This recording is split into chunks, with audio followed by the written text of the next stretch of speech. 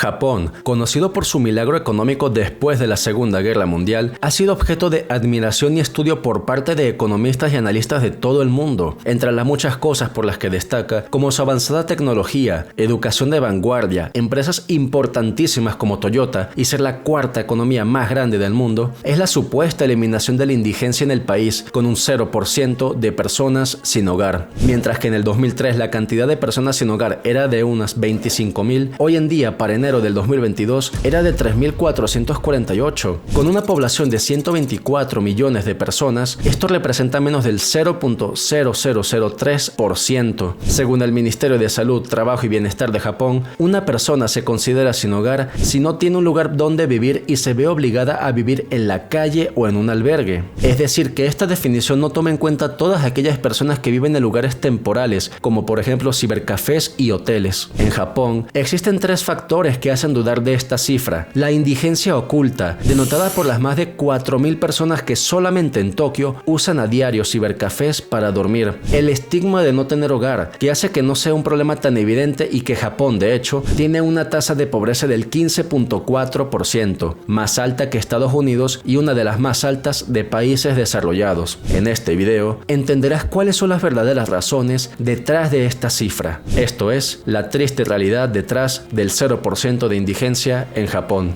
Ser indigente en Japón es sumamente complicado por una serie de razones, y además hemos visto que la definición oficial realmente no considera a todas aquellas personas que viven en lugares temporales. Por otra parte, la indigencia en Japón es muy mal vista. En la cultura japonesa, ser indigente es visto como algo negativo. En Japón, la gente no se preocupa por las personas sin hogar y cree que son responsables de su situación. Esto es especialmente importante si consideramos que de los 3.448 indigentes en el 2022, 3.187 o el 92.43% eran hombres. En la cultura japonesa se espera que los hombres sean independientes y exitosos, por lo que su condición de vivir en la calle es considerada como una vergüenza, tanto para la población como para ellos mismos. Debido a esta estigmatización social, es sumamente complicado ser indigente en Japón. En Japón, además, es casi ilegal mendigar o dormir en la calle. Ciudades como Tokio son conocidas por su arquitectura antipersonas sin hogar, como bancas en los parques con divisiones para no poder dormir, tubos en las aceras e incluso picos en zonas debajo de puentes. Muchos parques en Tokio se cierran por la noche para evitar que las personas sin hogar duerman allí o contratan guardias de seguridad para sacarlos. Estas medidas fueron implementadas por el gobierno para evitar que las personas sin hogar vivan en la calle, lo que hace que sea una situación muy difícil y socialmente inaceptable. Otro factor que por supuesto ayuda bastante es la política estricta ante el uso de sustancias, a excepción del alcohol.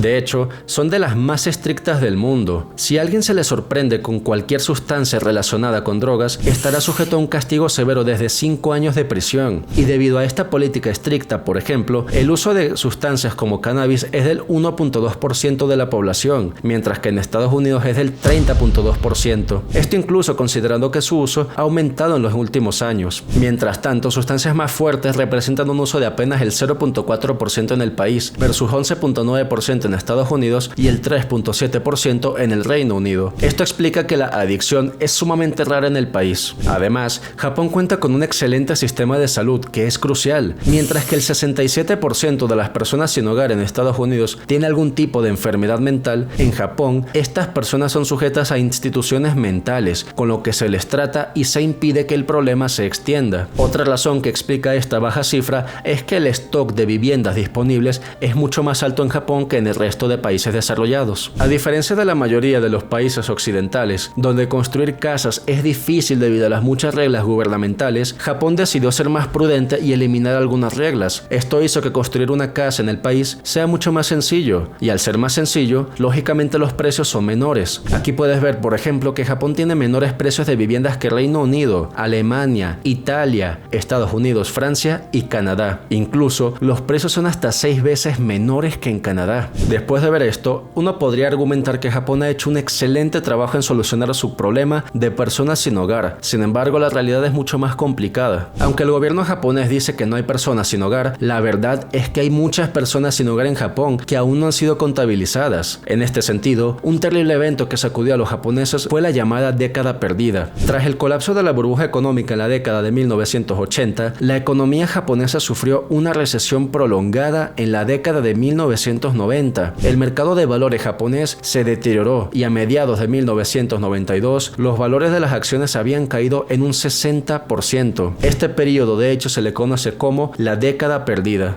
Durante la década perdida, las compañías dejaron de contratar a gente nueva, lo que creó toda una generación entera que fue excluida del mercado laboral cuando eran jóvenes y que dado el riguroso sistema de Japón no fue capaz de salir adelante. Muchos de ellos viven en una desesperanza crónica, la mayoría solteros, sin hijos y sin un buen trabajo. La generación perdida representa el 15% de la población o casi 19 millones de habitantes. A diferencia de las generaciones anteriores, quienes disfrutaron de trabajos estables y solventes en empresas que practicaban el empleo de por vida, los jóvenes de la década perdida enfrentaron limitadas oportunidades laborales, empleo precario y salarios estancados. Muchos de ellos terminaron en trabajos de medio tiempo o con contratos irregulares, con poca seguridad laboral o perspectivas de promoción. Este cambio estructural en el empleo no solamente afectó la economía japonesa, sino que afectó la salud mental de todas estas personas y además contribuyó a la baja tasa de natalidad del país. Se les conoció como la generación perdida de Japón porque nunca pudieron recuperarse de este revés económico. Muchas de estas personas prácticamente viven en cibercafés. Para el 2020, para que te des una idea, se calculaba que alrededor de 15.000 personas usaban estos establecimientos para pasar la noche tan solo en Tokio, lo que subraya el crecimiento del fenómeno. Estos cibercafés, de hecho, han incluso evolucionado para ofrecer más que solo acceso a internet. Muchos de ellos ahora ofrecen duchas, comidas y bebidas, así como espacios privados para dormir. Además, los precios son relativamente bajos, con tarifas que oscilan entre los 14 y los 25 dólares por noche. En algunos casos, las personas que se han adaptado a esta situación han comenzado a apreciarla, porque aunque no tienen un hogar, pueden mantener su dignidad trabajando durante el día y cuidando su apariencia para evitar el estigma que conlleva ser una persona sin hogar en el país. Esta es la razón principal por la cual la cifra de personas sin hogar es tan baja en Japón, porque no está contabilizando todas estas personas que viven en una situación precaria. Este fenómeno de ciberindigencia es lo que oculta la magnitud del problema. Mientras que la cifra oficial es de menos de 4.000 personas, tan solo en Tokio,